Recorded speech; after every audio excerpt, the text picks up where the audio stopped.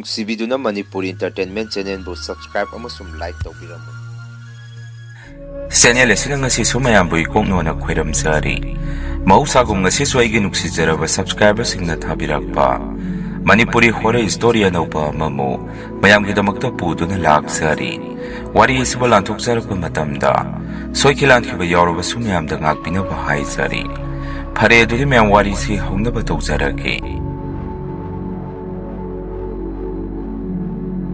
ꯋꯥꯔꯤꯁꯤ ꯃꯇꯝ ꯑꯗꯨꯗ ꯑꯩꯅ ꯊꯕꯛ ꯁꯨꯐꯝꯗ ꯊꯦꯡꯅꯈꯤꯕ ꯊꯧꯗꯣꯛ ꯑꯃꯒꯤ ꯋꯥꯔꯤꯅꯤ꯫ ꯃꯇꯝꯗꯣ ꯅꯤꯡꯊꯝꯊꯥ ꯃꯇꯝꯁꯨꯅꯤ, ꯑꯗꯨꯅ ꯌꯥꯝꯅ ꯏꯪꯕ ꯃꯇꯝ ꯑꯣꯏ꯫ ꯍꯥꯟꯅꯗꯩꯁꯨ ꯑꯩꯈꯣꯏ ꯀꯥꯡꯕꯨꯁꯦ ꯂꯪꯐꯩꯗ ꯊꯕꯛ ꯁꯨꯕꯁꯦ ꯑꯗꯨꯝ ꯇꯣꯏꯅ ꯆꯠꯂꯛꯏ꯫ ꯑꯗꯨꯕꯨ ꯍꯟꯗꯛꯇꯤ ꯑꯩꯅ ꯆꯠꯀꯗꯕ ꯊꯕꯛ ꯑꯁꯤꯗꯗꯤ ꯕꯕꯥꯁꯦ ꯃꯇꯝ ꯑꯗꯨꯗ ꯌꯥꯝꯅ ꯀꯟꯅ ꯅꯥꯔꯛꯇꯅ ꯑꯩꯁꯨ ꯆꯠꯀꯨꯝꯁꯤꯔ ꯍꯥꯏꯗꯅ ꯈꯟꯖꯥꯟꯅꯗꯨꯅ ꯂꯩ꯫ ꯕꯕꯥ ꯅꯥꯔꯛꯄꯒꯤ ꯁꯦꯟ ꯊꯨꯝꯁꯨ ꯈꯔ ꯃꯊꯧ ꯇꯥꯔꯛꯄꯒ ꯑꯩꯅ ꯑꯩꯒꯤ ꯅꯨꯄꯤꯗ ꯁꯨꯝꯅ ꯍꯥꯏ, ꯑꯩꯕꯨ ꯊꯕꯛ ꯁꯨꯕꯁꯦ ꯆꯠꯀꯨꯝꯁꯤꯔ ꯈꯟꯖꯥꯟꯅꯔꯒ ꯂꯩꯔꯦꯅꯦ꯫ ꯕꯕꯥꯁꯨ ꯃꯁꯥ ꯉꯝꯗꯕꯒ ꯃꯁꯤꯗ ꯅꯪꯗꯤ ꯀꯔꯤ ꯈꯜꯂꯤ?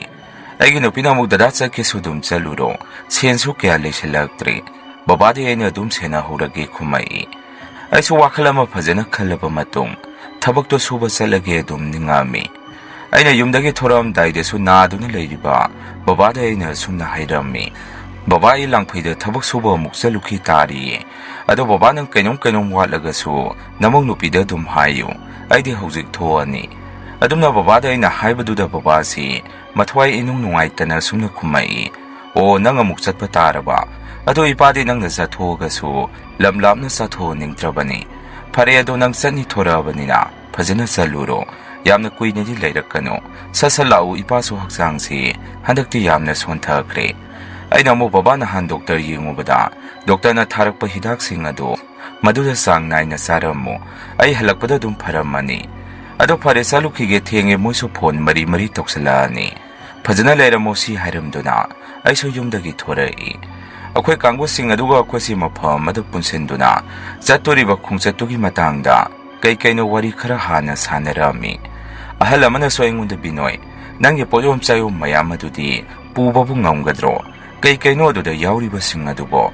ꯌꯨꯝꯗ ꯂꯩꯕ ꯑꯔꯩꯕ ꯄꯣꯠ ꯆꯩꯁꯤꯡ ꯑꯗꯨ ꯅꯪꯅ ꯂꯣꯏꯅ ꯄꯨꯔꯛꯑꯕꯣ ꯍꯪꯉꯛꯏ꯫ ꯑꯩꯅꯁꯨ ꯑꯃꯨꯛ, ꯑꯍꯟ ꯍꯧꯖꯤꯛꯁꯤ ꯅꯤꯡꯊꯝꯊꯥꯅꯤ, ꯑꯗꯨꯅ ꯐꯩꯖꯨꯞ ꯄꯣꯟꯗꯥ ꯃꯌꯥꯝ ꯑꯃ ꯍꯥꯄꯛꯄꯅꯤ, ꯑꯩꯈꯣꯏꯅ ꯂꯩꯔꯨꯗꯣꯏꯁꯤꯁꯨ ꯒ꯭ꯌꯥꯟ ꯃꯦꯟ ꯇꯥꯕ ꯅꯠꯇ꯭ꯔꯤ, ꯂꯝꯍꯥꯡ ꯇꯨꯝꯍꯥꯡꯒ ꯑꯣꯏꯔꯝꯃꯒꯗꯤ ꯅꯤꯡꯊꯝꯊꯥ ꯑꯁꯤꯗ ꯏꯪꯕꯗ ꯐꯤꯡ ꯀꯥꯎꯅꯗꯣꯔꯤꯅꯤ, ꯐꯨꯔꯤꯠ ꯖꯔꯁꯤꯁꯨ ꯄꯣꯟꯗꯥ ꯑꯊꯥꯕ ꯉꯥꯛꯇꯅꯤ ꯑꯩꯅ ꯄꯨꯔꯛꯏꯕꯁꯤ ꯍꯥꯏꯔꯝꯃꯤ꯫ ꯑꯗꯨꯝꯅ ꯑꯩꯅ ꯍꯥꯏꯕꯗꯨꯗ, ꯑꯣ ꯑꯗꯨ ꯑꯣꯏꯔꯒꯗꯤ ꯐꯩ ꯄꯨꯁꯤꯜꯂꯛꯏꯗꯣ ꯈꯨꯝꯃꯛꯏ꯫ ꯃꯌꯥꯝꯕꯨ ꯂꯝꯖꯤꯡꯗꯨꯅ ꯄꯨꯔꯛꯏꯕ ꯏꯃꯥꯟꯅꯕ ꯑꯗꯨꯅ ꯑꯃꯨꯛ ꯑꯩꯈꯣꯏ ꯃꯌꯥꯝꯗ ꯁꯨꯝꯅ ꯍꯥꯏꯔꯛꯏ, ꯄꯥꯎ ꯐꯥꯎꯅꯔꯦ, ꯍꯧꯖꯤꯛ ꯑꯗꯨꯝ ꯂꯥꯛꯁꯜꯂꯣ ꯍꯥꯏꯔꯦ, ꯑꯗꯣ ꯆꯠꯂꯁꯤ, ꯅꯣꯏ ꯂꯥꯏ ꯇꯤꯟꯅꯤꯡꯅꯔꯣ, ꯒꯥꯔꯤ ꯇꯣꯡꯈꯠꯈ꯭ꯔꯁꯤ ꯆꯠꯂꯁꯤ ꯍꯥꯏꯗꯅ ꯑꯩꯈꯣꯏ 8 ꯒꯥꯔꯤ ꯇꯣꯡꯗꯨꯅ ꯃꯐꯝ ꯑꯗꯨ ꯇꯝꯅ ꯂꯥꯛꯄ ꯍꯧꯔꯛꯑꯝꯃꯤ꯫ ꯖꯒꯥꯁꯤ ꯌꯥꯝꯅ ꯂꯥꯞꯄ ꯃꯐꯝ ꯅꯠꯇ꯭ꯔꯒꯁꯨ ꯂꯝꯍꯥꯡꯅꯤ꯫ ꯒꯥꯔꯤꯁꯤꯅ ꯁꯨꯝ ꯊꯧꯕꯁꯤ ꯌꯧꯕ꯭ꯔꯥ ꯌꯧꯗꯦ, ꯆꯥꯛꯅꯒ ꯂꯥꯝꯕꯒ ꯀꯣꯟꯅꯗꯤ ꯎꯆꯤꯟ ꯅꯥꯆꯤꯟ ꯃꯐꯝ ꯑꯗꯨ ꯌꯧꯔꯦ꯫ ꯖꯒꯥꯗꯨꯁꯨ ꯄꯨꯔꯥ ꯂꯝꯍꯥꯡꯅꯤ, ꯇꯧꯕꯇꯕꯨ ꯅꯥꯀꯟꯗ ꯍꯦꯜꯊ ꯁꯦꯟꯇꯔꯅꯤ ꯍꯥꯏꯗꯅ ꯑꯃꯗꯤ ꯂꯩ, ꯑꯗꯨꯕꯨ ꯃꯤꯒ ꯌꯦꯡꯅꯗ꯭ꯔꯕ ꯃꯥꯜꯂꯤ꯫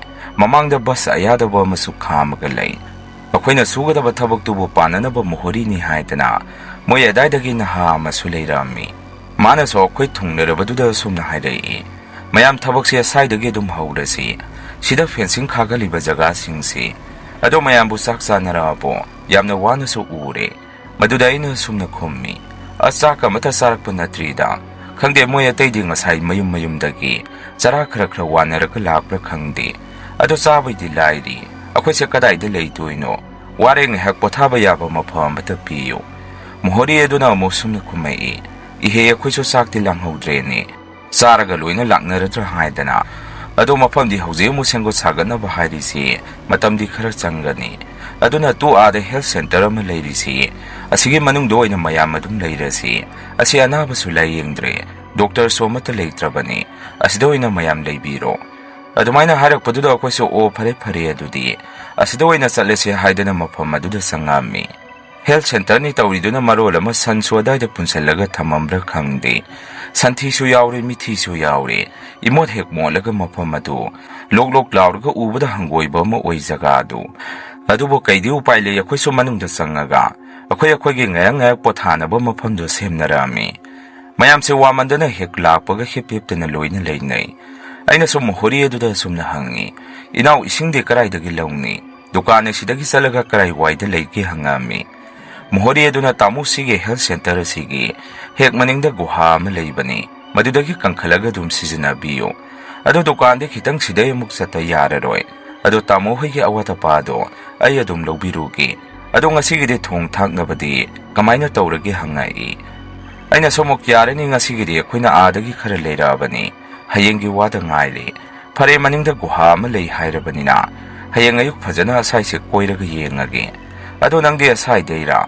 ꯃꯣꯍꯣꯔꯤ ꯑꯗꯨꯅ ꯑꯃꯨꯛ ꯃꯥꯅꯤ, ꯑꯩ ꯑꯁꯥꯏꯗꯩꯅꯤ꯫ ꯊꯕꯛꯁꯤꯕꯨ ꯂꯧꯔꯤꯕ ꯊꯤꯀꯥꯗꯥꯔ ꯑꯗꯨ ꯏꯃꯥꯒꯤ ꯃꯆꯦꯒꯤ ꯃꯆꯥꯅꯤ꯫ ꯑꯗꯨꯗ ꯑꯩꯅ ꯁꯨꯝ ꯌꯦꯡꯁꯜꯂꯨ ꯍꯥꯏꯗꯅ ꯑꯩꯁꯨ ꯁꯨꯝ ꯇꯧꯔꯕꯅꯤ꯫ ꯑꯗꯨꯝꯅ ꯃꯣꯍꯣꯔꯤ ꯑꯗꯨꯒ ꯉꯥꯏꯍꯥꯛ ꯋꯥꯔꯤ ꯁꯥꯟꯅꯔꯕ ꯃꯇꯨꯡ ꯑꯉꯥꯡ ꯑꯗꯨ ꯆꯠꯈ꯭ꯔꯕ ꯈꯪꯗꯦ꯫ ꯑꯩꯈꯣꯏꯗ ꯆꯠꯂꯒꯦꯁꯨ ꯍꯥꯏꯔꯝꯗꯦ, ꯑꯗꯨꯝ ꯂꯩꯔꯝꯗ꯭ರೆ꯫ ꯑꯩꯈꯣꯏꯁꯨ ꯆꯥꯛ ꯊꯣꯡꯒꯠꯅꯔꯁꯦ, ꯍꯧꯒꯠꯅꯔꯣ ꯍꯥꯏꯗꯅ ꯆꯥꯛ ꯊꯣꯡꯅꯕ ꯁꯤꯜ ꯂꯥꯡꯉꯝꯃꯤ꯫ ꯆꯥꯛꯇꯣ ꯊꯣꯡꯕ ꯂꯣꯏꯔꯒ ꯆꯥꯕ ꯊꯛꯄꯗ ꯄꯨꯡꯁꯤ ꯅꯨꯃꯤꯗꯥꯡꯒꯤ 10ꯃꯨꯛ ꯑꯗꯨꯝ ꯇꯥꯊꯣꯛꯈ꯭ꯔꯦ꯫ ꯆꯥꯛꯇꯣ ꯇꯣꯛꯑꯕꯅꯤꯅ ꯃꯌꯥꯝꯁꯦ ꯑꯃꯨꯛ ꯃꯔꯥꯡ ꯃꯄꯥꯟꯗ ꯈꯔ ꯊꯣꯛꯅꯈꯤ, ꯃꯅꯨꯡꯗ ꯈꯔ ꯂꯩꯍꯧꯔꯝꯃꯤ꯫ ꯑꯗꯨꯃꯥꯏꯅ ꯀꯣꯏꯆꯠ ꯆꯠꯄ ꯇꯧꯅꯔꯝꯃꯤ꯫ ꯑꯩꯁꯨ ꯌꯨꯝꯗ ꯐꯣꯟ ꯇꯧꯔꯒ ꯌꯧꯔꯦ ꯍꯥꯏꯕꯤꯔꯝꯃꯤ꯫ ꯉꯥꯏꯍꯥꯛ ꯑꯩꯁꯨ ꯍꯦꯜꯊ ꯁꯦꯟꯇꯔ ꯑꯗꯨꯒꯤ ꯃꯅꯨꯡꯗ ꯆꯪꯗꯅ ꯌꯦꯡꯉꯤ꯫ ꯁꯨꯝ ꯆꯪꯉꯛꯄꯗ ꯀꯥ ꯑꯃꯗ ꯑꯩꯁꯦ ꯉꯥꯏꯍꯥꯛ ꯂꯦꯞꯇꯨꯅ ꯂꯩꯔꯤꯉꯩ ꯀꯥ ꯑꯗꯨꯒꯤ ꯊꯣꯡꯅꯥꯎ ꯃꯄꯥꯟꯗ ꯃꯤ ꯑꯃ ꯁꯠ ꯆꯠꯈꯤꯕ ꯑꯃ ꯑꯩꯅ ꯎꯍꯧꯈꯤ꯫ ꯑꯩꯁꯨ ꯀꯅꯥꯅꯣ ꯍꯥꯏꯗꯅ ꯊꯣꯡꯅꯥꯎ ꯑꯗꯨꯗ ꯆꯦꯞꯊꯔꯒ ꯌꯦꯡꯉꯤ꯫ ꯃꯄꯥꯟꯗꯗꯤ ꯀꯅꯥꯁꯨ ꯑꯃꯨꯛ ꯂꯩꯔꯝꯗꯦ꯫ ꯃꯗꯨꯗ ꯑꯩꯁꯨ ꯀꯔꯤ ꯑꯣꯏꯔꯤꯕꯖꯥꯠꯅꯣ ꯍꯧꯖꯤꯛꯀꯤꯗꯨꯕꯨ ꯈꯟꯅ ꯃꯣꯏ ꯃꯌꯥꯝ ꯃꯅꯥꯛꯇ ꯆꯪꯒꯦꯅ ꯇꯧꯔꯛꯄꯁꯤꯗ ꯑꯃꯨꯛꯁꯨ ꯊꯣꯡꯅꯥꯎ ꯑꯗꯨꯗ ꯃꯤ ꯑꯃ ꯑꯩꯉꯣꯟꯗ ꯌꯦꯡꯉꯝꯃꯒ ꯁꯠ ꯆꯠꯈꯤꯕ ꯑꯗꯨꯃꯥꯏꯅ ꯏꯁꯥꯗ ꯁꯥꯎꯝ ꯑꯃ ꯐꯪꯍꯧꯈꯤ꯫ ꯍꯟꯗꯛꯁꯨ ꯑꯃꯨꯛ ꯀꯩꯅꯣꯅꯦ ꯍꯥꯏꯗꯅ ꯌꯦꯡꯉꯝꯃꯤ꯫ ꯃꯗꯨꯗꯁꯨ ꯀꯅꯥꯁꯨ ꯑꯃꯨꯛ ꯂꯩꯔꯝꯗꯦ꯫ ꯀꯤꯔꯛꯇꯅ ꯑꯩꯁꯨ ꯍꯥꯏꯁꯤ ꯌꯧꯔꯒꯗꯤ ꯍꯥꯏꯗꯅ ꯃꯣꯏ ꯃꯌꯥꯝ ꯃꯔꯛꯇ ꯆꯪꯉꯝꯃꯤ꯫ ꯃꯣꯏꯅꯁꯨ ꯑꯩꯉꯣꯟꯗ ꯀꯔꯥꯏꯗ ꯆꯠꯂꯨꯕꯅꯣ ꯍꯪꯉꯛꯏ꯫ ꯃꯗꯨꯗ ꯑꯩꯅ ꯑꯁꯥꯏꯗ ꯁꯨꯝ ꯆꯠꯂꯨꯕꯅꯤ ꯈꯨꯝꯃꯤ꯫ ꯉꯥꯏꯍꯥꯛ ꯊꯣꯛꯅꯔꯨꯔꯒ ꯍꯟꯖꯟꯅꯔꯛꯇꯨꯅ ꯑꯃꯨꯛ ꯄꯨꯟꯅ ꯋꯥꯔꯤ ꯋꯥꯇꯥꯏ ꯉꯥꯏꯍꯥꯛ ꯁꯥꯔꯕ ꯃꯇꯨꯡ ꯃꯥꯒꯤ ꯑꯃꯨꯛ ꯇꯨꯝꯅꯔꯝꯃꯤ꯫ ꯇꯨꯝꯊꯕ ꯍꯦꯛ ꯍꯧꯔꯛꯄꯁꯤꯗ ꯈꯪꯍꯧꯗꯦ ꯃꯌꯥꯝ ꯃꯔꯛ ꯑꯗꯨꯗꯒꯤ ꯑꯍꯜ ꯑꯃ ꯍꯤꯛ ꯆꯤꯡꯗꯨꯅ ꯃꯉꯥꯛꯅꯔꯛꯏ꯫ ꯑꯩꯈꯣꯏꯅꯁꯨ ꯑꯗꯨꯝ ꯍꯧꯗꯣꯛꯄꯤꯔꯦ ꯑꯍꯟꯗꯨ꯫ ꯑꯍꯜ ꯑꯗꯨꯅꯁꯨ ꯑꯁꯨꯝꯅ ꯍꯥꯏꯔꯛꯏ, ꯍꯧꯖꯤꯛꯁꯤꯗ ꯑꯉꯥꯡ ꯄꯨꯡꯀꯛ ꯆꯥꯎꯕ ꯑꯃ ꯆꯪꯉꯛꯑꯝꯃꯒ ꯑꯩꯈꯣꯏꯅ ꯇꯨꯝꯃꯤꯁꯤ ꯃꯥꯅ ꯃꯨꯟꯅ ꯂꯣꯏꯅ ꯌꯦꯡꯊꯣꯛꯑꯝꯃꯒ ꯑꯉꯥꯡ ꯑꯗꯨ ꯃꯄꯥꯟꯗ ꯊꯣꯛꯈ꯭ꯔꯦ꯫ ꯑꯍꯜ ꯑꯗꯨꯒꯤ ꯋꯥꯗꯨꯗ ꯑꯩꯈꯣꯏ ꯃꯌꯥꯝꯅꯁꯨ ꯃꯪꯗ ꯎꯕꯅꯤ, ꯑꯗꯨꯒꯤꯅꯤ ꯃꯪꯗ ꯂꯥꯎꯔꯛꯏꯗꯨ ꯀꯔꯤꯁꯨ ꯇꯧꯔꯣꯏ, ꯑꯩꯈꯣꯏ ꯑꯁꯨꯛ ꯌꯥꯝꯅ ꯇꯨꯝꯃꯤꯁꯤꯗꯤ, ꯇꯨꯝꯃꯣ ꯐꯖꯅ ꯄꯣꯊꯥꯔꯣ꯫ ꯑꯍꯜ ꯑꯗꯨꯅꯁꯨ ꯑꯃꯨꯛ ꯍꯣꯏꯅꯦ ꯑꯩꯁꯨ ꯈꯪꯉꯤꯅꯦ ꯃꯪꯗꯅꯤ ꯍꯥꯏꯕꯁꯤ, ꯑꯗꯨ ꯑꯣꯏꯔꯒꯁꯨ ꯑꯀꯤꯕ ꯑꯃꯗꯤ ꯄꯣꯛꯏꯅꯦ ꯑꯉꯥꯡꯗꯨ ꯍꯦꯛ ꯎꯕꯗ꯫ ꯌꯨꯝꯗꯁꯨ ꯑꯩꯁꯦ ꯀꯌꯥꯗꯤ ꯃꯉꯥꯛꯅꯒꯟꯗꯕꯅꯤ, ꯀꯃꯥꯏꯅ ꯇꯧꯔꯤꯅꯣ ꯈꯪꯗ꯭re꯫ ꯑꯩꯈꯣꯏꯅꯁꯨ ꯑꯃꯨꯛ ꯑꯗꯨꯕꯨ ꯍꯥꯏꯕ ꯐꯖꯅ ꯂꯥꯏꯇꯤꯟ ꯈꯣꯏꯔꯝꯃꯒ ꯇꯨꯝꯕꯤꯔꯣ, ꯀꯔꯤꯁꯨ ꯇꯧꯔꯣꯏ, ꯇꯨꯝꯅꯔꯁꯤ ꯍꯥꯏꯗꯅ ꯑꯩꯈꯣꯏꯁꯦ ꯑꯃꯨꯛ ꯇꯨꯝꯊꯅꯔꯝꯃꯤ꯫ ꯇꯨꯝꯊꯈꯤꯕꯗꯩꯗꯤ ꯅꯣꯡꯉꯥꯜꯂꯒ ꯂꯩꯔꯝꯃꯤ꯫ ꯑꯩꯈꯣꯏꯁꯦ ꯍꯧꯒꯠꯅꯔꯒ ꯉꯔꯥꯡ ꯃꯣꯍꯣꯔꯤ ꯑꯉꯥꯡ ꯑꯗꯨꯅ ꯍꯥꯏꯔꯝꯕ ꯃꯅꯤꯡꯗ ꯒꯨꯍꯥ ꯂꯩ ꯍꯥꯏꯕꯗꯨ, ꯃꯗꯨꯒꯤ ꯒꯨꯍꯥ ꯑꯗꯨꯗꯒꯤ ꯏꯁꯤꯡ ꯁꯣꯛꯀꯠꯂꯒ ꯃꯥꯏ ꯃꯤꯠ ꯇꯥꯕ ꯏꯔꯨ ꯂꯨꯖꯅꯕ ꯑꯗꯨꯃꯥꯏꯅ ꯇꯧꯅꯔꯝꯃꯤ꯫ ꯑꯗꯨꯒ ꯑꯩꯈꯣꯏꯁꯦ ꯊꯕꯛꯇꯣ ꯍꯧꯖꯟꯅꯕ ꯏꯁꯇꯤꯃꯦꯠꯁꯨ ꯃꯐꯝ ꯑꯗꯥꯏꯗ ꯍꯣꯠꯂꯝꯃꯤ꯫ ꯃꯣꯍꯣꯔꯤ ꯑꯉꯥꯡ ꯑꯗꯨꯁꯨ ꯂꯥꯛꯀꯗ꯭ꯔꯥ ꯈꯟꯕꯅꯤ, ꯑꯗꯨꯕꯨ ꯃꯥꯁꯨ ꯅꯨꯃꯤꯠꯇꯨꯗ ꯑꯗꯨꯝ ꯂꯥꯛꯈꯤꯗ꯭ꯔꯦ꯫ ꯊꯕꯛꯇꯨꯕꯨ ꯂꯝꯖꯤꯡꯗꯨꯅ ꯄꯨꯔꯛꯏꯕ ꯏꯃꯥꯟꯅꯕ ꯑꯗꯨꯅꯁꯨ ꯄꯣꯠꯆꯩ ꯑꯋꯥꯠ ꯑꯄꯥꯗꯨ ꯊꯤꯀꯥꯗꯥꯔ ꯑꯗꯨꯗ ꯑꯣꯏꯅ ꯐꯣꯟ ꯇꯧꯔꯒ ꯂꯣꯏꯅ ꯄꯨꯔꯛꯍꯜꯂꯝꯃꯤ꯫ ꯑꯗꯨꯗ ꯂꯩꯕ ꯅꯨꯃꯤꯠ ꯅꯤꯅꯤ ꯁꯨꯕ ꯅꯨꯃꯤꯠꯇꯨꯗꯤ ꯑꯍꯥꯎꯕ ꯆꯥꯁꯤ ꯆꯤꯜ ꯂꯩꯇꯨ ꯍꯧꯔꯛꯀꯗꯣꯔꯦ ꯍꯥꯏꯗꯅ ꯑꯩꯈꯣꯏ 2-3ꯁꯦ ꯃꯣꯏ ꯑꯗꯥꯏꯗꯣ ꯀꯣꯏꯕ ꯑꯣꯏꯅ ꯈꯣꯡꯅ ꯊꯣꯔꯛꯏ꯫ ꯊꯕꯛ ꯁꯨꯕꯅꯤꯅ ꯑꯩꯈꯣꯏꯗꯤ ꯑꯍꯥꯎꯕ ꯌꯥꯝꯅ ꯆꯥꯕ ꯄꯥꯝꯒꯜꯂꯤ꯫ ꯑꯗꯨꯅ ꯐꯪꯗ꯭ꯔꯤꯐꯥꯎ ꯈꯣꯡꯅ ꯁꯥꯡꯅ ꯀꯤꯂꯣꯃꯤꯇꯔ 1ꯃꯨꯛꯀꯤ ꯆꯥꯡꯁꯦ ꯁꯨꯝ ꯆꯠꯂꯒ ꯊꯤꯔꯛꯄꯗ ꯎꯆꯤꯟ ꯌꯦꯟ ꯀꯛꯐꯝ ꯑꯃꯈꯛꯇꯤ ꯊꯦꯡꯅꯔꯝꯃꯤ꯫ ꯑꯗꯨꯁꯨ ꯕꯣꯏꯂꯔ ꯂꯩꯇꯦ, ꯀꯣꯏꯂꯔ ꯉꯥꯛꯇꯅꯤ꯫ ꯃꯌꯨꯝꯗ ꯂꯣꯏꯖꯕꯅꯤ ꯍꯥꯏꯗꯅ ꯀꯣꯏꯂꯔ ꯑꯃꯣꯝꯁꯤ ꯀꯤꯂꯣ 3 ꯇꯥꯕꯁꯤ ꯑꯗꯨꯗ ꯁꯦꯝꯍꯜꯂꯒ ꯑꯩꯈꯣꯏꯁꯦ ꯌꯦꯟ 2ꯃꯨꯛ ꯄꯨꯔꯛꯏ꯫ ꯃꯗꯨꯗ ꯊꯥꯏꯅ ꯊꯕꯛ ꯑꯩꯒ ꯁꯨꯃꯤꯟꯅꯔꯝꯕ ꯏꯃꯥꯟꯅꯕ ꯑꯃꯁꯨ ꯃꯥꯁꯦ ꯑꯗꯥꯏꯗ ꯁꯥꯏꯀꯜ ꯊꯧꯔꯒ ꯆꯠꯂꯒ ꯂꯩꯔꯝꯃꯤ꯫ ꯃꯥꯅꯁꯨ ꯑꯩ ꯎꯕꯗ ꯄꯨꯡꯉꯛ ꯉꯛꯈ꯭ꯔꯦ, ꯑꯩꯅꯁꯨ ꯃꯥ ꯎꯕꯗ ꯄꯨꯡꯉꯛ ꯉꯛꯏ꯫ ꯉꯥꯏꯍꯥꯛ ꯂꯝꯕꯤꯗ ꯁꯨꯝ ꯋꯥꯔꯤ ꯋꯥꯇꯥꯏ ꯁꯥꯟꯅꯔꯝꯃꯤ꯫ ꯏꯃꯥꯟꯅꯕ ꯑꯗꯨꯅꯁꯨ ꯑꯩꯈꯣꯏ ꯑꯁꯥꯏꯁꯤꯕꯨ ꯀꯔꯤ ꯊꯕꯛ ꯂꯩꯒꯦ, ꯅꯣꯏꯅ ꯑꯁꯥꯏꯗ ꯊꯕꯛ ꯁꯨꯕ ꯂꯥꯛꯏꯁꯤꯕꯨ ꯍꯪꯉꯛꯏ꯫ ꯑꯩꯅꯁꯨ ꯃꯐꯝ ꯖꯒꯥꯗꯣ ꯃꯉꯣꯟꯗ ꯇꯥꯛꯑꯝꯃꯤ꯫ ꯃꯗꯨꯗ ꯏꯃꯥꯟꯅꯕꯗꯨ ꯃꯁꯥꯗ ꯄꯨꯡꯉꯛ ꯍꯦꯛ ꯉꯛꯏ꯫ ꯑꯗꯨꯒ ꯑꯩꯉꯣꯟꯗ ꯇꯨꯃꯤꯟꯅ ꯇꯞꯅ ꯁꯨꯝꯅ ꯍꯥꯏꯔꯛꯏ, ꯕꯤꯅꯣꯏ ꯅꯪ ꯑꯩꯅ ꯍꯥꯏꯔꯛꯇꯣꯏꯁꯤ ꯊꯥꯖꯕ ꯊꯥꯖꯗꯕ ꯍꯥꯏꯗꯨꯗꯤ ꯍꯌꯦꯡꯋꯥꯏ ꯅꯣꯏ ꯃꯇꯝ ꯑꯗꯨꯗ ꯈꯪꯖꯔꯣ꯫ ꯅꯣꯏꯅ ꯍꯧꯖꯤꯛ ꯂꯩꯔꯤꯕ ꯃꯐꯝ ꯑꯗꯨꯗꯤ ꯃꯤ ꯀꯔꯥꯏꯗꯒꯤ ꯇꯝꯅꯕꯗ ꯈꯨꯟꯁꯤꯒꯤ ꯃꯤ ꯑꯃꯇ ꯑꯗꯥꯏꯗ ꯆꯪꯕ ꯉꯝꯅꯕ ꯅꯠꯇꯦꯅꯦ꯫ ꯍꯦꯜꯊ ꯁꯦꯟꯇꯔ ꯑꯗꯨ ꯍꯦꯛ ꯁꯪꯒꯥꯕ ꯅꯨꯃꯤꯠꯇꯒꯤ ꯍꯧꯔꯕꯅꯤ ꯇꯝꯅꯕꯁꯤ꯫ ꯀꯩ ꯂꯩꯕꯅꯣ ꯈꯪꯗꯦ, ꯀꯔꯤ ꯃꯔꯝꯒꯤꯅꯣꯁꯨ ꯈꯪꯗꯦ ꯀꯅꯥꯅꯁꯨ꯫ ꯑꯗꯨꯃꯥꯏꯅ ꯀꯟꯅ ꯇꯝꯅꯔꯤꯉꯩ ꯃꯔꯛ ꯑꯗꯨꯗ ꯈꯨꯜ ꯑꯁꯤꯗ ꯂꯩꯕ ꯃꯤꯔꯣꯟꯕꯤ ꯅꯨꯄꯤ ꯑꯃꯁꯨ ꯑꯉꯥꯡ ꯎꯅꯕꯒꯤ ꯑꯗꯨꯗ ꯄꯨꯈꯠꯂꯛꯄꯗ ꯅꯨꯄꯤꯗꯨꯁꯨ ꯑꯗꯨꯝ ꯂꯩꯈꯤꯗ꯭ꯔꯦ꯫ Maduna loiba natri angang masa masu. Aduda mayumdagi isam samna luk lehuk tawi haidana. Pukhalaga aduda dum laikidre. Mayamna sumadu doctor na soibani aduda taba doctor sing adu. Haiba watpagini haidana. Doctor sing do ina loina taina birami. Doctor amasomok aduda masamatumda. Sizaraga leirambadagidi ko na mayamna. Hai sidi mafam si karino mataure. Sida ana layang sang oiba yararui haidana. Mafam adu adumaina taungkrabani. Nati noiba kayam kuiragi aduda leiba hangai. Imana baduna adumna hairakpaduda aidi isagi oina kharaga kigandabaga. Aidi kaya thazaba oiramdi. Masimangna isi laitin namna thazade haibadi nasadi. Aisu aduma sumna kummi. Here tau leibaidi ngasiga numit nini suda ngairi. Nahan lakpani. Hoida iso ahamba aduda lakpada kainombudi isada phaukrabani. Adu laita lairabagi sientanba lakpanina. Adu so kaya usanba yadabadina. Adung wakanda kaisu laitana khantoe. Adu phare nangna mafamdugi oiba wari khara aingonda haibiri isi. Adu itaw akhoi muksakragi. Khongna lakpanina yamna sangi mafamdu phau yaubada. Adu nangsu chatkro. Adu nangsu thabak ko amagadi akhoi lepham maduda nong phaduk su koithoro. Yamna nungsi nang thengnabasi. Adu akhoi muksakragi ko hairami.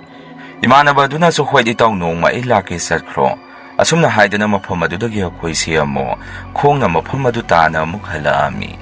Aiga lakminaba ani aduna so muk asina nanga karaida muk pulurino.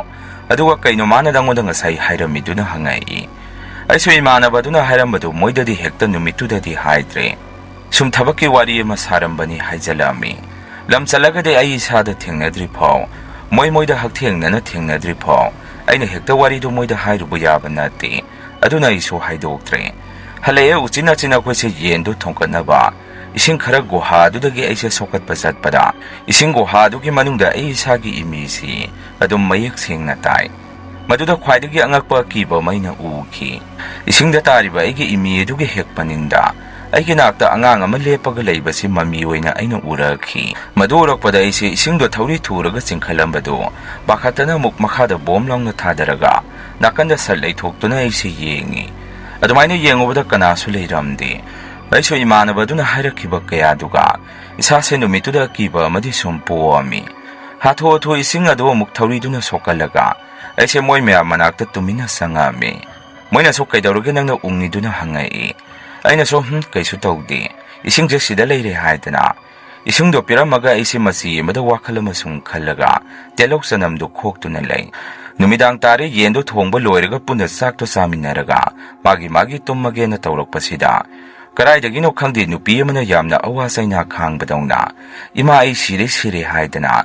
Ka amadagi laurakpa makhonsi. Aduda leiba khoi pulapna tarai. Mayamse pokpok hawganaraga kaino sidi kaino haidana. Akhoi punna leiriba ka aduda masi. Mising nasing tasanduna. Akhoi punna lei. Imanaba amana so sumna haidai. Kaino ni tawri sibo tasingna sibo. Mi oiriba zahara natraga. Saiselam hanga were moya saigi mina. Akhoi kinaba kaidana tape record ka thaduri bazara. Ahalamana muk masi kainomni. Zanguno akhoi puna sida sum leisi hairei. Thoktre akhoi se kaadu da akhoi se puna dum lei. Ngayak leiraga dumaina nupi mana awasaina wana khangaga. Laubudu matu lepki. Hek lepkibaga akhoi na leiriba kaadu ki mapanda. Khungukumba tongaga mi makok satpa makhonsi muktarami. Handakti aina aigi nakta kanagino khangde tariba sendaladu. Ta paikhalaga faklangda sendaladuna. Phoplaungna thomami. Madudagi amuk sab hek lepki. Kire numito akhoi se tumbaga mata yanadre. Kari oramgodagi khanbada. Nongalamdaida soma akhoi puna leiriba thongnawaduda. Angang masa ama makok lisalaktuna yangami. Adugo phat amuk pakokto thindokhi. Kidana adu so manungda akhoi se maijau thagalaga leirami. Nonghengan baga thikadara duda phone tawi. Mafam se sumaina tawre khuna leiribasida kaigumba amati leire haidana pau tamami. Maduda thikadara duna so sumna khumai. Noina duda leiba kiragana dudagi tungana. Noigi khola ama khara sakhalaga. Thabak suriba mafam adaida saro. Noi thabak tudi phajana loisalamo. Matam leitre ai sopani hairei. Adumaina thikadara duna hairakpadagi. Akhoi so sida leibase mi siba naba yaunarani. Aduna akhoi ge thabak suriba duda oina khola do siamasi. Akhoi leinaba haidana nunganbaga. Aduda akhoi leinaba khola do siamami. Kidi kinarabani akhoi se ngarangi tawriba mong mataw kaya aduda. Anobo sengkwaliba akhoi ge khola aduga. Hana leiramba health center adugadi adum kharadi lamnari.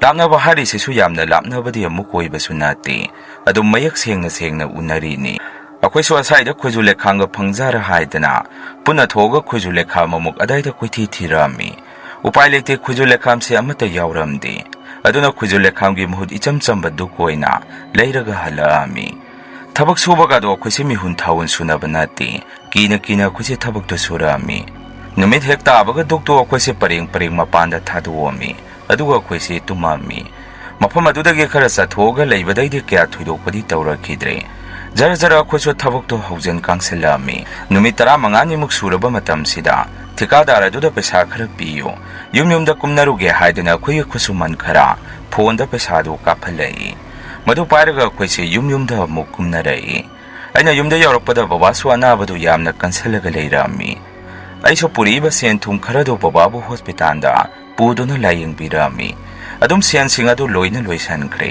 ꯑꯩꯒꯤ ꯅꯨꯄꯤꯗꯁꯨ ꯁꯨꯝ ꯑꯩꯅ ꯊꯦꯡꯅꯈꯤꯕ ꯊꯧꯗꯣꯛꯁꯤꯡꯗꯨꯒꯤ ꯃꯇꯥꯡꯗ ꯑꯩꯅ ꯃꯉꯣꯟꯗ ꯋꯥꯔꯤ ꯇꯝꯃꯤ ꯃꯗꯨꯗ ꯃꯥꯅꯁꯨ ꯗꯗꯥ ꯑꯗꯨꯗꯤ ꯅꯣꯏ ꯀꯃꯥꯏꯅ ꯇꯧꯈꯤꯒꯦ ꯍꯥꯏꯔꯤꯅꯣ ꯊꯕꯛꯇꯣ ꯁꯨꯕ ꯂꯦꯞꯄꯒꯦ ꯍꯥꯏꯔꯤꯔꯣ ꯍꯪꯉꯛꯏ ꯑꯩꯅꯁꯨ ꯑꯃꯨꯛ ꯊꯕꯛꯇꯤ ꯁꯨꯕ ꯂꯦꯞꯄꯣꯏ ꯁꯦꯟꯁꯨ ꯑꯃꯨꯛ ꯂꯧꯊꯣꯔꯛꯑꯕꯅꯤꯅ ꯁꯨꯝ ꯅꯪꯉꯣꯟꯗ ꯑꯗꯨꯃꯥꯏꯅ ꯇꯧꯏ ꯍꯥꯏꯗꯅ ꯋꯥꯔꯤ ꯇꯝꯕꯅꯤ ꯍꯥꯏꯔꯝꯃꯤ ꯑꯩꯈꯣꯏꯁꯦ ꯃꯐꯝ ꯑꯗꯨꯗ ꯆꯠꯇ꯭ꯔꯤꯉꯩ ꯑꯃꯨꯛ ꯄꯨꯟꯅ ꯊꯦꯡꯅꯔꯒ ꯋꯥꯔꯤ ꯋꯥꯇꯥꯏ ꯇꯧꯔꯝꯃꯤ ꯃꯗꯨꯗ ꯑꯍꯜ ꯑꯃꯗꯤ ꯃꯥꯗꯤ ꯆꯠꯄ ꯉꯝꯃꯔꯣꯏ ꯃꯥꯗꯤ ꯂꯩꯍꯧꯔꯒꯦ ꯍꯥꯏꯔꯛꯏ ꯊꯕꯛꯇꯨꯕꯨ ꯂꯝꯖꯤꯡꯗꯨꯅ ꯄꯨꯔꯛꯏꯕ ꯏꯃꯥꯟꯅꯕ ꯑꯗꯨꯅꯗꯤ ꯌꯥꯝꯅ ꯁꯥꯎꯏ ꯑꯗꯨꯗꯤ ꯀꯩꯗꯧꯕꯒꯤ ꯁꯦꯟꯗꯣ ꯂꯧꯊꯣꯔꯛꯏꯅꯣ ꯇꯣꯛꯑꯒꯦ ꯉꯝꯃꯔꯣꯏ ꯍꯥꯏꯔꯒꯗꯤ ꯅꯪ ꯇꯣꯛꯑꯒꯦꯁꯨ ꯃꯤ ꯑꯃ ꯅꯪꯒꯤ ꯃꯍꯨꯠ ꯄꯤꯔꯝꯃꯣ ꯍꯥꯏꯗꯅ ꯃꯕꯥꯅꯤꯁꯦ ꯃꯔꯩ ꯇꯧꯅꯔꯛꯏ ꯑꯩꯈꯣꯏꯁꯨ ꯏꯃꯥꯟꯅꯕ ꯑꯗꯨꯗ ꯈꯥꯝꯖꯟꯕꯤꯔꯦ ꯇꯣ ꯃꯤ ꯑꯍꯟꯁꯤ ꯅꯍꯥꯟꯒꯤ ꯃꯑꯣꯡ ꯃꯇꯧ ꯑꯗꯨꯗ ꯇꯜꯂꯝꯃꯅꯤ ꯑꯇꯣꯞꯄ ꯃꯤ ꯑꯃ ꯍꯥꯞꯄꯒ ꯂꯣꯏꯔꯦ ꯑꯁꯨꯝꯅ ꯑꯍꯜ ꯑꯃꯗꯤ ꯌꯨꯝꯗ ꯂꯩꯍꯧꯔꯦ ꯃꯥꯒꯤ ꯃꯍꯨꯠ ꯃꯤ ꯑꯃ ꯍꯥꯞꯆꯜꯂꯒ ꯑꯃꯨꯛ ꯃꯐꯝ ꯑꯗꯨꯗ ꯑꯩꯈꯣꯏꯁꯦ ꯍꯜꯂꯛꯑꯝꯃꯤ ꯍꯟꯗꯛꯇꯤ ꯑꯩꯅ ꯌꯨꯝꯗꯒꯤ ꯈꯣꯏꯖꯨ ꯂꯩꯈꯥꯝꯒ ꯄꯨꯗꯨꯅ ꯂꯥꯛꯑꯕꯅꯤ ꯃꯤ ꯑꯅꯧꯕ ꯑꯃ ꯌꯥꯎꯔꯛꯏꯕꯗꯨꯗꯤ ꯃꯥꯗꯤ ꯈꯪꯖꯗꯕꯅꯤꯅ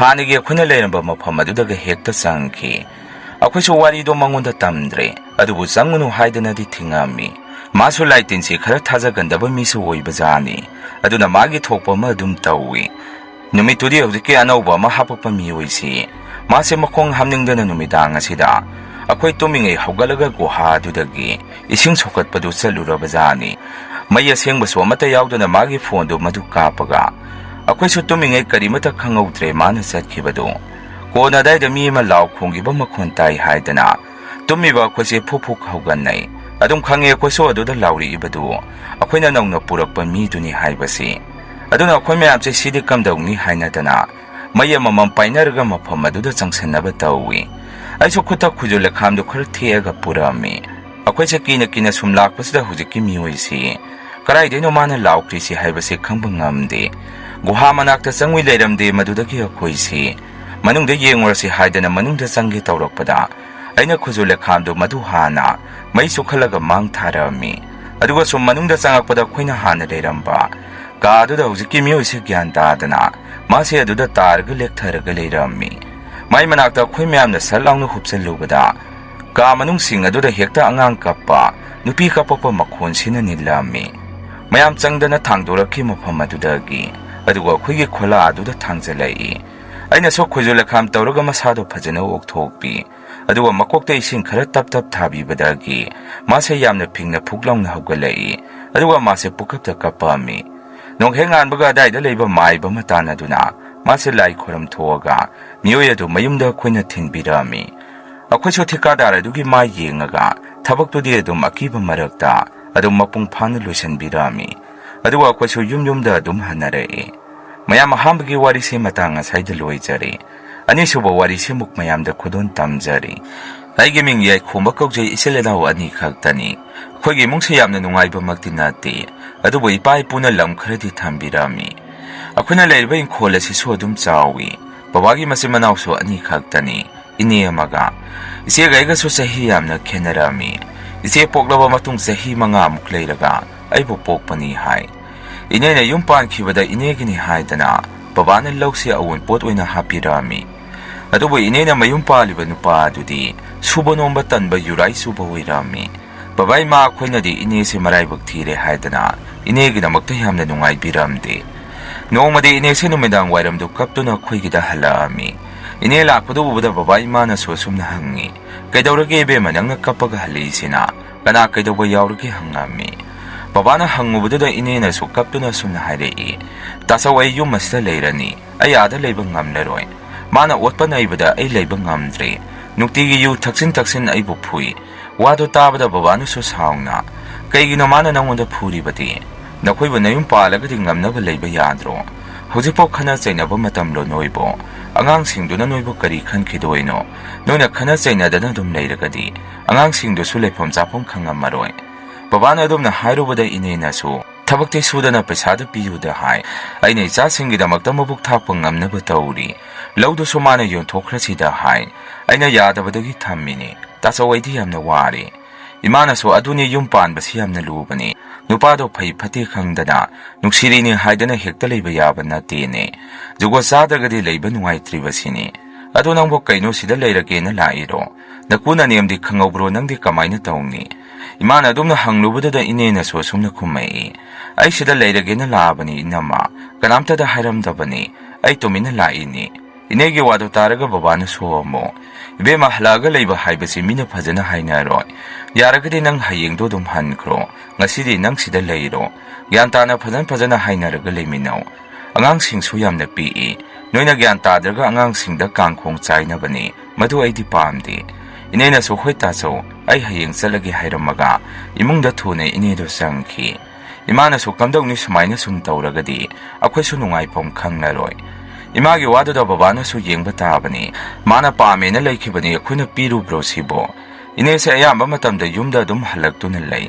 Ako'y na su ine bu yam na nuksijarami. Ine na su ako'y bu yam na luna tawbi.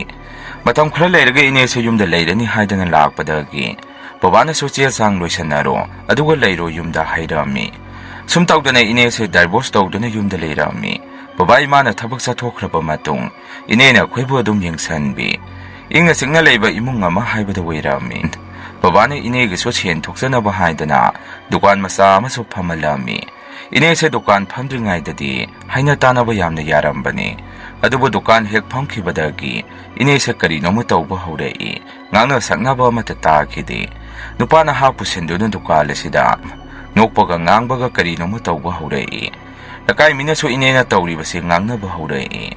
Lakay da ngang narabaso baba na matutabadagi, numidanggi inegi manakta sang duna sumnahay. Ibe manang natawri si bukarino, mina igi itaktawa ngang na banang nasili si karigino.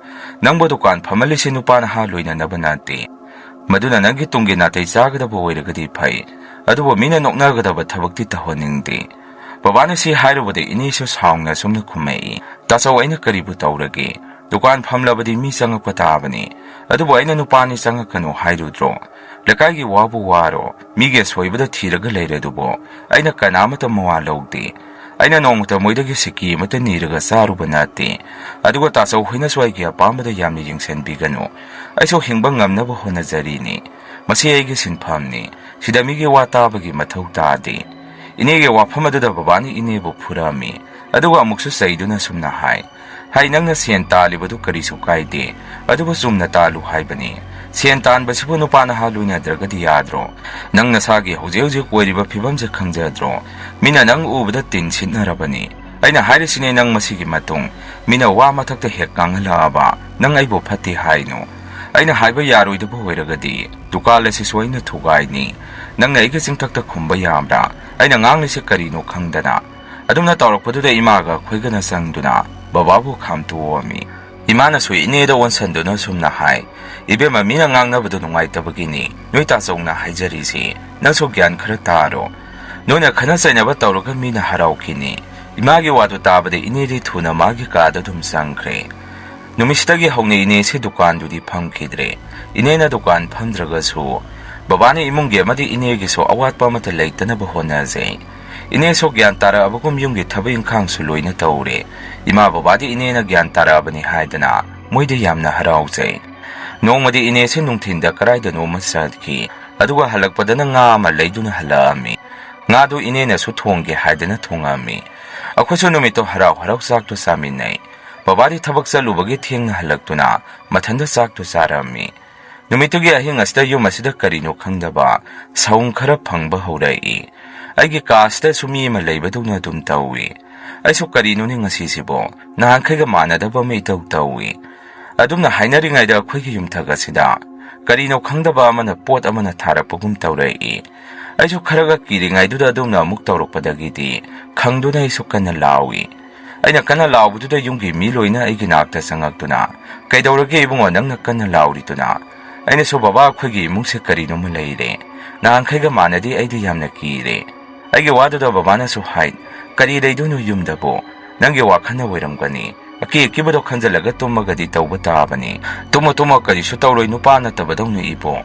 ꯏꯃꯥꯅ ꯁꯣꯏꯕ ꯃꯅꯝ ꯅꯝꯕꯤꯔꯒ ꯇꯨꯝꯍꯜꯂꯝꯃꯤ꯫ ꯃꯈꯣꯏ ꯊꯣꯛꯈ꯭ꯔꯕ ꯃꯇꯨꯡꯗꯁꯨ ꯑꯩꯒꯤ ꯐꯃꯨꯡ ꯊꯥꯔꯤꯕ ꯐꯛꯂꯥꯡ ꯑꯁꯤꯗ ꯀꯔꯤꯅꯣ ꯈꯪꯗꯕ ꯑꯃꯅ ꯈꯣꯠꯂꯛꯄꯒꯨꯝ ꯑꯗꯨꯝ ꯇꯧꯔꯛꯏ꯫ ꯑꯩꯁꯦ ꯅꯨꯃꯤꯠꯁꯤꯃ ꯌꯥꯝꯅ ꯀꯤꯅ ꯑꯗꯨꯝ ꯂꯩꯈꯤ꯫ ꯇꯨꯝꯊꯕꯁꯨ ꯌꯥꯗꯕ ꯑꯍꯤꯡꯗꯨꯃ ꯌꯥꯝꯅ ꯋꯥꯅ ꯅꯣꯡꯉꯥꯟꯕ ꯉꯥꯏꯗꯨꯅ ꯂꯩ꯫ ꯃꯁꯤꯒꯤ ꯃꯇꯨꯡꯗꯒꯤꯗꯤ ꯏꯃꯨꯡꯁꯤꯒꯤ ꯊꯕꯛ ꯄꯨꯝꯅꯃꯛ ꯅꯦꯅꯦꯅ ꯂꯣꯏꯅ ꯇꯧꯔꯛꯑꯝꯃꯤ꯫ ꯆꯥꯛ ꯏꯁꯤꯡ ꯊꯣꯡꯕ, ꯏꯃꯨꯡꯒꯤ ꯑꯀꯨꯞꯄ ꯊꯕꯛ ꯏꯪꯈꯥꯡ ꯂꯣꯏꯅ ꯄꯨꯔꯛꯑꯝꯃꯤ꯫ ꯕꯕꯥꯒ ꯏꯃꯥꯒꯗꯤ ꯅꯦꯅꯦꯅ ꯒ꯭ꯌꯥꯟ ꯇꯥꯔꯦ ꯍꯥꯏꯗꯅ ꯌꯥꯝꯅ ꯍꯔꯥꯎꯖꯩ꯫ ꯅꯣꯡꯃ ꯅꯨꯃꯤꯗꯥꯡ ꯑꯃꯗꯤ ꯅꯦꯅꯦꯅ ꯆꯥꯛ ꯆꯥꯔꯁꯤ ꯍꯥꯏꯗꯅ ꯀꯧꯔꯛꯏ꯫ ꯑꯩꯈꯣꯏꯁꯨ ꯆꯥꯛ ꯆꯥꯔꯁꯤ ꯍꯥꯏꯗꯅ ꯄꯨꯟꯅ ꯆꯥꯛꯁꯪꯗ ꯆꯪꯉꯝꯃꯤ꯫ ꯅꯨꯃꯤꯠꯇꯣ ꯅꯦꯅꯦꯅ ꯆꯦꯡꯒꯨꯝ ꯊꯣꯡꯉꯝꯃꯤ꯫ ꯏꯆꯦꯗ ꯆꯦꯡꯒꯨꯝ ꯊꯣꯡꯂꯝꯕꯗꯨꯗ ꯌꯥꯝꯅ ꯍꯔꯥꯎꯖꯩ꯫ ꯕꯕꯥꯅꯁꯨ ꯏꯆꯦꯒꯤ ꯍꯔꯥꯎꯕꯗꯨ ꯎꯕꯗ ꯕꯕꯥꯒꯤ ꯏꯟꯁꯥꯡ ꯇꯦꯡꯀꯣꯠꯇꯨ ꯏꯆꯦꯗ ꯄꯤꯔꯒ ꯏꯆꯦꯒꯤ ꯏꯟꯁꯥꯡ ꯇꯦꯡꯀꯣꯠ ꯑꯗꯨꯅ ꯕꯕꯥꯅ ꯂꯧꯔꯒꯦ ꯍꯥꯏꯔꯛꯏ꯫ "ꯁꯦ ꯏꯆꯥꯅ ꯌꯥꯝꯅ ꯄꯥꯝꯖꯕꯅꯤꯅ ꯏꯄꯥꯒꯤ ꯑꯌꯥꯝꯕꯁꯦ ꯆꯥꯖꯔꯣ.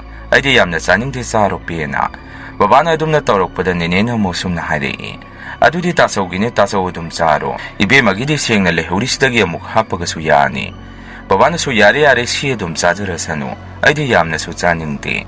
ꯁꯤ ꯍꯥꯏꯗꯅ ꯑꯩꯈꯣꯏꯁꯦ ꯄꯨꯟꯅ ꯆꯥꯛꯇꯣ ꯆꯥꯃꯤꯟꯅꯩ꯫ ꯆꯥꯛ ꯇꯣꯛꯑꯒ ꯋꯥꯔꯤ ꯋꯥꯇꯥꯏ ꯈꯔ ꯇꯧꯔꯒ ꯂꯩꯔꯤꯉꯩ ꯏꯆꯦꯁꯦ ꯃꯀꯣꯛ ꯉꯥꯎꯏ ꯍꯥꯏꯗꯅ ꯇꯨꯝꯃꯨꯔꯒꯦ ꯍꯥꯏꯔꯝꯃꯒ ꯃꯥꯒꯤ ꯀꯥꯗ ꯆꯪꯈꯤ꯫ ꯑꯩꯈꯣꯏꯁꯨ ꯏꯆꯦꯅ ꯑꯗꯨꯝꯅ ꯍꯥꯏꯕꯗꯨꯗ ꯆꯨꯝꯅ ꯏꯆꯝ ꯆꯝꯅ ꯃꯀꯣꯛꯇꯣ ꯉꯥꯎꯔꯤꯕꯣꯏ ꯈꯜꯂꯨꯏ꯫ ꯑꯩꯈꯣꯏꯁꯨ ꯋꯥꯔꯤ ꯋꯥꯇꯥꯏ ꯉꯥꯏꯍꯥꯛ ꯇꯧꯔꯒ ꯇꯨꯝꯕ ꯑꯗꯨꯝ ꯆꯪꯉꯤ꯫ ꯑꯍꯤꯡꯒꯤ ꯃꯇꯝꯁꯤꯗ ꯑꯩꯗꯤ ꯌꯨꯝꯁꯤꯗ ꯀꯔꯤꯅꯣ ꯈꯪꯗꯕ ꯃꯤꯀꯞ ꯃꯤꯔꯥꯎꯈꯣꯟ ꯑꯗꯨꯃꯛ ꯇꯥꯔꯝꯃꯤ꯫ ꯑꯩꯅꯁꯨ ꯏꯊꯟꯇ ꯀꯤꯕꯗꯒꯤ ꯑꯁꯨꯝꯅ ꯁꯣꯟꯖꯩ꯫ ꯅꯨꯃꯤꯗꯥꯡ ꯈꯨꯗꯤꯡꯒꯤ ꯇꯨꯝꯕ ꯌꯥꯗ꯭ꯔꯤꯁꯤꯕꯨ ꯑꯩꯕꯨ ꯀꯩꯗꯧꯔꯕꯖꯥꯠꯅꯣ? ꯑꯩꯗꯤ ꯑꯣꯟꯊꯣꯛꯅ ꯇꯟꯗꯨꯔꯤꯗ ꯕꯕꯥꯒꯤ ꯃꯅꯥꯛꯇ ꯆꯪꯉꯨꯁꯤꯔꯅꯦ꯫ ꯍꯦꯔꯦ ꯅꯨꯄꯥꯅꯕꯨ ꯈꯥꯡꯉꯒꯦ ꯍꯥꯏꯗꯅ ꯑꯩꯁꯨ ꯑꯗꯨꯝ ꯈꯥꯡꯉꯝꯃꯤ꯫ ꯃꯗꯨꯗꯒꯤ ꯑꯩꯁꯨ ꯑꯗꯨꯝ ꯇꯨꯝꯊꯈꯤꯕ ꯈꯪꯍꯧꯗꯦ꯫ ꯅꯣꯡꯉꯥꯜꯂꯛꯄꯗ ꯑꯩꯅ ꯍꯧꯒꯠꯂꯛꯄꯗ ꯑꯩꯈꯣꯏ ꯏꯃꯨꯡꯁꯤ ꯀꯣꯏꯂꯥꯡ ꯂꯥꯡꯗꯨꯅ ꯂꯩꯔꯝꯃꯤ꯫ ꯑꯩꯁꯨ ꯀꯩꯗꯧꯔꯕꯖꯥꯠꯅꯣ ꯍꯥꯏꯗꯨꯅ ꯂꯥꯡꯉꯤꯕ ꯑꯗꯣꯝꯗ ꯆꯪꯉꯝꯃꯤ꯫ ꯑꯩꯅ ꯆꯪꯁꯜꯂꯨꯕꯗꯗꯤ ꯕꯕꯥꯅ ꯏꯆꯦꯁꯤ ꯂꯩꯇ꯭ꯔꯦ ꯍꯥꯏꯔꯛꯏ꯫ ꯑꯩꯁꯨ ꯋꯥꯗꯣ ꯇꯥꯕꯗ ꯈꯣꯡꯗꯒꯤꯅ ꯀꯣꯛ ꯐꯥꯎ ꯇꯨ ꯆꯣꯡꯈꯤꯕ ꯈꯪꯍꯧꯗꯦ꯫ ꯑꯩꯅꯁꯨ ꯕꯕꯥꯗ ꯑꯣꯟꯁꯟꯗꯨꯅ "ꯕꯕꯥ ꯀꯩꯅꯣ ꯍꯥꯏꯁꯤꯕꯨ, ꯁꯤꯕꯨ ꯀꯃꯥꯏꯅ ꯇꯧꯔꯤꯅꯣ? ꯉꯔꯥꯡꯗꯤ ꯀꯔꯤꯁꯨ ꯇꯧꯈꯤꯗꯕꯗꯥꯏꯅꯦ." ꯑꯗꯨꯒ ꯏꯅꯦꯗꯁꯨ ꯑꯩꯅ ꯈꯔ ꯆꯤꯡꯅꯅ ꯌꯦꯡꯉꯝꯃꯤ꯫ ꯑꯗꯨꯕꯨ ꯅꯦꯅꯦꯗꯤ ꯀꯞꯇꯨꯅ ꯏꯆꯦꯕꯨ ꯀꯧꯔꯒ ꯂꯩ꯫ ꯕꯕꯥꯅꯁꯨ "ꯏꯕꯨꯡꯉꯣ ꯅꯆꯦꯁꯦ ꯃꯉꯥꯛꯅꯔꯒ ꯂꯩꯇ꯭ꯔꯦ. ꯑꯩ ꯂꯩꯀꯥꯏꯒꯤ ꯃꯤꯁꯤꯡ ꯑꯃꯨꯛꯇ ꯄꯥꯎ ꯄꯤꯔꯨꯈꯤꯒꯦ. ꯉꯜꯂꯤꯉꯩꯁꯤꯗ ꯃꯊꯧ ꯃꯉꯝ ꯂꯣꯏꯁꯤꯟꯅꯕ ꯇꯧꯁꯤ."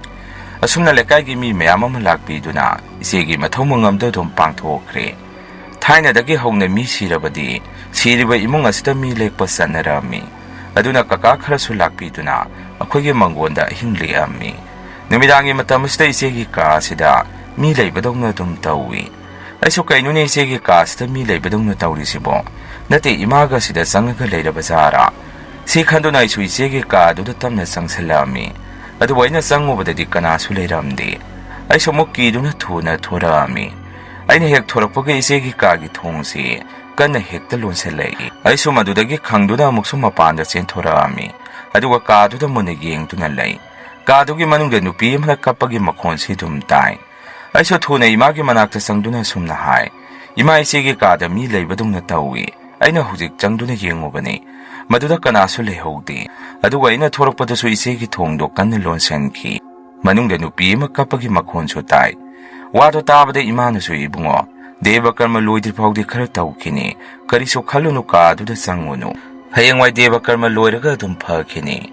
ꯑꯩꯁꯨ ꯏꯃꯥꯒꯤ ꯋꯥꯗꯣ ꯇꯥꯔꯒ ꯀꯤꯕ ꯈꯔ ꯃꯈꯩꯗꯤ ꯐꯔꯝꯃꯤ꯫ ꯑꯗꯨꯕꯨ ꯑꯩꯗꯤ ꯑꯩꯒꯤ ꯀꯥꯗ ꯆꯪꯗꯨꯅ ꯇꯨꯝꯕꯗꯤ ꯀꯤꯔꯝꯃꯤ꯫ ꯃꯔꯝꯗꯤ ꯑꯩꯒꯤ ꯀꯥꯁꯤꯒ ꯏꯆꯦꯒꯤ ꯀꯥꯒ ꯊꯪꯅꯩ꯫ ꯑꯩꯁꯦ ꯑꯃꯨꯛ ꯃꯄꯥꯟꯗ ꯊꯣꯛꯀꯦ ꯍꯥꯏꯗꯅ ꯇꯧꯔꯤꯉꯩ ꯃꯄꯥꯟꯗ ꯋꯥꯔꯤ ꯁꯥꯟꯅꯔꯤꯕꯗꯨ ꯇꯥꯔꯝꯃꯤ꯫ ꯀꯀꯥ ꯑꯃꯅ ꯁꯨꯝꯅ ꯍꯥꯏ "ꯃꯣꯏꯒꯤꯁꯤꯕꯨ ꯀꯝꯗꯧꯔꯤꯕꯖꯥꯠꯅꯣ?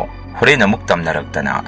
ꯑꯩꯗꯤ ꯑꯁꯤꯐꯝꯗ ꯂꯦꯛꯄꯁꯤ ꯌꯥꯝꯅ ꯇꯟꯕꯅꯤ꯫ ꯑꯗꯨꯃꯥꯏꯅ ꯍꯥꯏꯅꯔꯤꯉꯩꯗ ꯌꯦꯅꯈꯥꯔꯣꯝꯗ ꯅꯨꯡꯅ ꯊꯥꯔꯛꯄꯒꯤ ꯃꯈꯣꯟꯁꯤ ꯑꯃꯨꯛ ꯇꯥꯔꯝꯃꯤ꯫ ꯃꯄꯥꯟꯗ ꯂꯩꯔꯤꯕ ꯃꯣꯏꯗ ꯅꯠꯇꯅ ꯑꯩꯁꯨ ꯌꯥꯎꯅ ꯈꯪꯉꯝꯃꯤ꯫ ꯑꯩꯁꯨ ꯊꯨꯅ ꯑꯩꯒꯤ ꯀꯥꯗ ꯆꯪꯗꯨꯅ ꯍꯤꯞꯄꯝꯃꯤ꯫ ꯇꯨꯝꯊꯕꯗꯤ ꯌꯥꯔꯝꯗꯦ ꯃꯈꯣꯟ ꯃꯌꯥꯝꯗꯨꯅ꯫ ꯕꯕꯥꯁꯨ ꯂꯩꯕ ꯀꯀꯥ ꯍꯣꯏꯒ ꯄꯨꯟꯅ ꯂꯦꯛꯄ ꯇꯥꯔꯝꯃꯤ꯫ ꯑꯍꯤꯡꯒꯤ ꯃꯇꯝꯁꯤꯗ ꯑꯩꯒꯤ ꯃꯤꯡꯁꯦ ꯀꯟꯅ ꯀꯟꯅ ꯀꯧꯔꯛꯄꯒꯤ ꯃꯈꯣꯟ ꯑꯩꯅ ꯇꯥꯏ꯫ ꯑꯩꯁꯨ ꯀꯔꯤꯅꯣ ꯈꯟꯗꯨꯅ ꯍꯧꯒꯠꯂꯒ ꯃꯈꯣꯜ ꯑꯗꯨ ꯇꯥꯔꯝꯃꯤ꯫ ꯑꯩꯅ ꯑꯗꯨꯝꯅ ꯇꯥꯔꯨꯕꯗꯗꯤ ꯏꯆꯦꯒꯤ ꯀꯥ ꯑꯗꯣꯝꯗꯒꯤ ꯇꯥꯔꯛꯏ꯫ ꯑꯩꯁꯨ ꯀꯩꯅꯣꯅꯦ ꯑꯩꯕꯨ ꯀꯧꯔꯤꯁꯤꯕꯣ?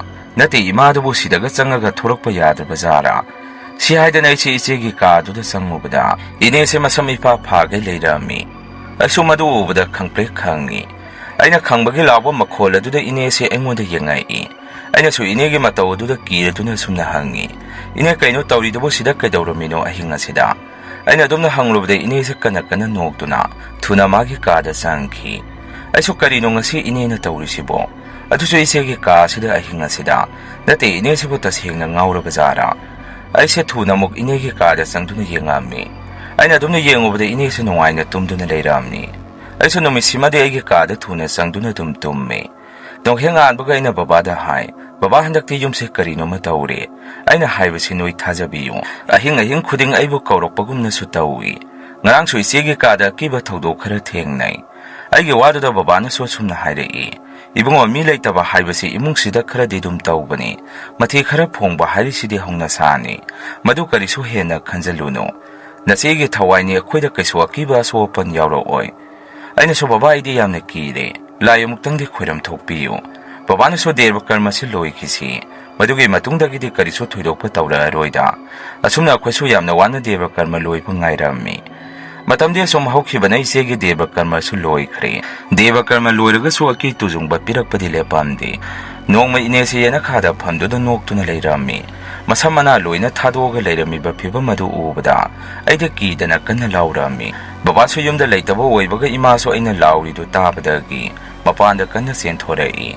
Ima so inegi saktamda ubada kiba madi phaurami. Adubo manakta sangsanduna inebu imungda singduna inebu pusalai. Ine so mamita karino mo ubugum mamito khumduna sumna hairei. Ai kijai ai yengningde nang lakani haidana. Aina so akoibudo yengduna imada sumna hai. Ima kaino inena hairisibo kamtadi leite. Imana so khangdeni ibungo laitin ka ongnaraba jara. Imagi wadu targa law khongduna tawramba inedu amuk saplepki.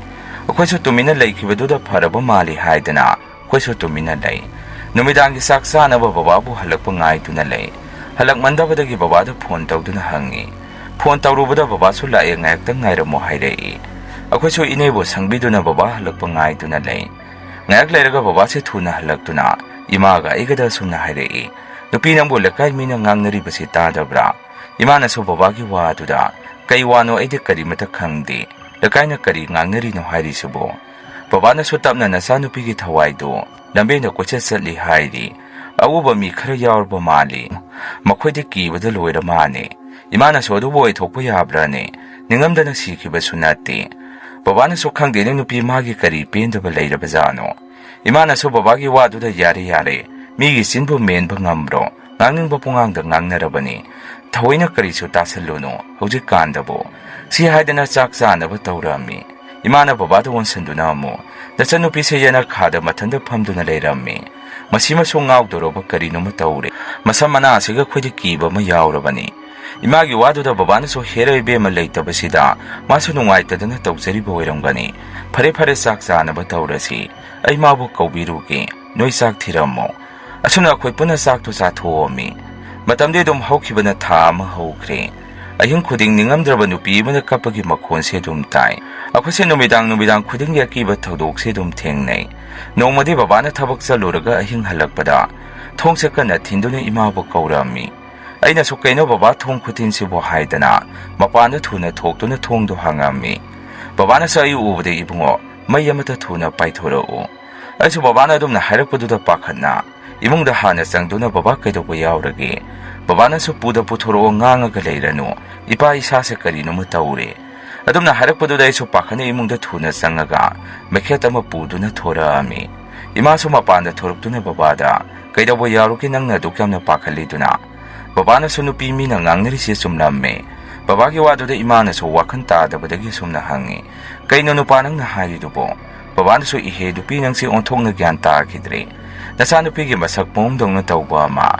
Ay nahalagpada kugi thonggan sida leirami. Ay di madu ubadagi isa se karino matawkre. Imana so kaino nupanang na haridubo. Adubo ithokpa yaba waro. Ay di thazadeda. Babana so nupi nang na thazadaba tawgano. Ay na hairabadi sumnabani. Lakai sida ki gandabada maming salibani. Adubo nga sida igi isa se kibada yadre. Asumna wari sanariŋꯉꯩꯗ ꯑꯩꯈꯣꯏꯒꯤ ꯌꯨꯝꯊꯛ ꯑꯃꯗꯤ ꯌꯦꯅꯈꯥꯗ ꯄꯣꯠꯁꯛ ꯑꯔꯨꯝꯕ ꯑꯃꯅ ꯊꯥꯔꯛꯄꯒꯨꯝ ꯃꯈꯣꯟ ꯇꯥꯔꯛꯏ꯫ ꯅꯨꯄꯤ ꯑꯃꯒꯤ ꯈꯣꯟꯖꯦꯜꯅ ꯅꯤꯡꯉꯝꯗꯅꯁꯨ ꯑꯗꯨꯝ ꯀꯞꯄꯤ꯫ ꯑꯩꯈꯣꯏꯁꯨ ꯄꯥꯈꯠꯅ ꯏꯃꯨꯡꯗ ꯊꯨꯅ ꯆꯦꯟꯁꯟꯅꯔꯝꯃꯤ꯫ ꯆꯥꯛꯁꯪꯗꯁꯨ ꯀꯣꯜꯂꯤꯛ ꯆꯦꯈꯥꯏꯕꯒꯤ ꯃꯈꯣꯟ, ꯀꯩꯅꯣ ꯑꯀꯤꯕ ꯃꯌꯥꯝ ꯑꯃ ꯇꯧꯔꯛꯏ꯫ ꯏꯃꯥꯗꯤ ꯀꯤꯕꯅ ꯕꯕꯥꯗ ꯑꯁꯨꯝꯅ ꯍꯥꯏ, ꯀꯩꯅꯣ ꯇꯧꯔꯛꯏꯕ ꯃꯌꯥꯝꯁꯤꯕꯣ?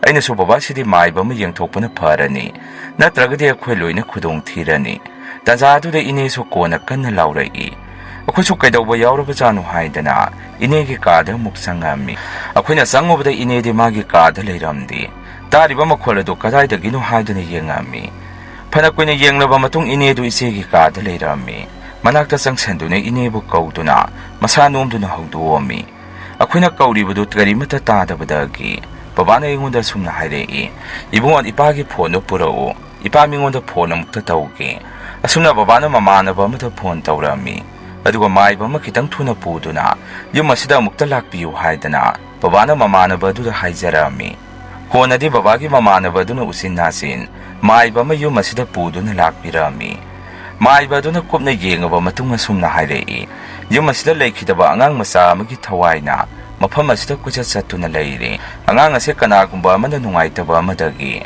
ꯑꯉꯥꯡ ꯑꯁꯤꯒꯤ ꯊꯋꯥꯏꯁꯦ ꯊꯠꯄꯤꯈꯤꯕꯅꯤ꯫ ꯑꯗꯨꯒ ꯑꯉꯥꯡ ꯑꯁꯤꯒꯤ ꯊꯋꯥꯏ ꯊꯠꯄꯤꯈ꯭ꯔꯤꯕ ꯃꯤꯑꯣꯏ ꯑꯗꯨꯁꯨ ꯌꯨꯝ ꯑꯁꯤꯒꯤ ꯃꯤꯅꯤ꯫ ꯂꯟ ꯊꯨꯝ ꯏꯪꯈꯣꯜ ꯈꯔ ꯄꯥꯝꯕꯗꯒꯤ ꯃꯥꯅ ꯊꯑꯣꯏꯅ ꯇꯧꯈꯤꯕꯅꯤ꯫ ꯑꯗꯨꯝꯅ ꯃꯥꯏꯕꯗꯨꯅ ꯍꯥꯏꯔꯛꯄꯗꯒꯤ ꯕꯕꯥꯁꯤ ꯃꯁꯥꯗ ꯁ꯭ꯋꯥꯏ ꯂꯥꯎꯕ ꯑꯃ ꯄꯣꯛꯈꯤ꯫ ꯏꯃꯥꯁꯨ ꯃꯃꯤꯠꯇꯒꯤ ꯃꯄꯤ ꯇꯥꯗꯨꯅ ꯀꯞꯄꯝꯃꯤ꯫ ꯀꯣꯟꯅꯗꯤ ꯃꯤꯑꯣꯏ ꯑꯗꯨ ꯀꯅꯥꯅꯣ ꯁꯨꯝ ꯊꯤꯔꯛꯄꯗ ꯑꯩꯈꯣꯏ ꯅꯦꯅꯦꯁꯨ ꯑꯣꯏꯔꯝꯃꯤ꯫ ꯕꯕꯥꯅꯁꯨ ꯅꯦꯅꯦꯗ ꯑꯁꯨꯝꯅ ꯍꯥꯏ, ꯅꯪꯅ ꯄꯥꯝꯕ ꯂꯟ ꯊꯨꯝ ꯏꯪꯈꯣꯜ ꯁꯝꯕꯜ ꯂꯣꯏꯅ ꯄꯨꯔꯒ ꯆꯠꯈ꯭ꯔꯣ, ꯑꯗꯨꯕꯨ ꯅꯪ ꯁꯤꯗ ꯂꯩꯕꯗꯤ ꯌꯥꯔꯔꯣꯏ꯫ ꯏꯆꯟꯅꯨꯄꯤ ꯑꯣꯏꯔꯒꯁꯨ ꯑꯩꯁꯦ ꯅꯪꯁꯦ ꯁꯨꯝ ꯀꯤꯕ ꯑꯃ ꯌꯥꯎꯁꯜꯂꯛꯑꯦ꯫ ꯑꯗꯨꯝꯅ ꯕꯕꯥꯅ ꯉꯥꯡꯕ ꯁꯛꯄ ꯇꯧꯕꯗꯨꯗ ꯅꯦꯅꯦꯅꯁꯨ ꯀꯞꯇꯨꯅ ꯑꯁꯨꯝꯅ ꯍꯥꯏꯔꯛꯏ, ꯇꯥꯆꯧ ꯑꯩ ꯌꯥꯝꯅ ꯂꯥꯟꯈ꯭ꯔꯦ꯫ ꯑꯩꯅ ꯑꯩꯒꯤ ꯑꯁꯣꯏꯕ ꯈꯔ ꯀꯨꯞꯁꯟꯅꯕ ꯍꯣꯠꯅꯕꯗ ꯇꯥꯆꯧ ꯍꯣꯏꯗ ꯑꯩꯅ ꯑꯔꯥꯟꯕ ꯊꯕꯛ ꯇꯧꯈ꯭ꯔꯦ꯫ ꯑꯗꯨꯝꯅ ꯅꯦꯅꯦꯅ ꯍꯥꯏꯔꯛꯄꯗꯒꯤ ꯕꯕꯥꯅ ꯅꯦꯅꯦꯅ ꯌꯨꯝ ꯄꯥꯜꯂꯨꯔꯤꯕ ꯅꯨꯄꯥ ꯑꯗꯨꯁꯨ ꯀꯧꯔꯝꯃꯤ꯫ ꯑꯗꯨꯒ ꯋꯥꯔꯤ ꯋꯥꯇꯥꯏ ꯐꯖꯅ ꯁꯥꯟꯅꯕꯗ ꯅꯨꯄꯥ ꯑꯗꯨꯒꯤ ꯃꯔꯥꯟꯗꯤ ꯀꯔꯤꯁꯨ ꯂꯩꯔꯝꯗꯦ꯫ ꯑꯩꯈꯣꯏ ꯅꯦꯅꯦꯅ ꯁꯣꯏꯕ ꯉꯥꯛꯇ ꯑꯣꯏꯔꯝꯃꯤ꯫ ꯀꯣꯟꯅ ꯑꯗꯨꯃꯥꯏꯅ ꯑꯍꯜ ꯂꯃꯟ ꯑꯃꯨꯛ ꯄꯨꯟꯅ ꯋꯥ ꯇꯥꯅꯔꯒ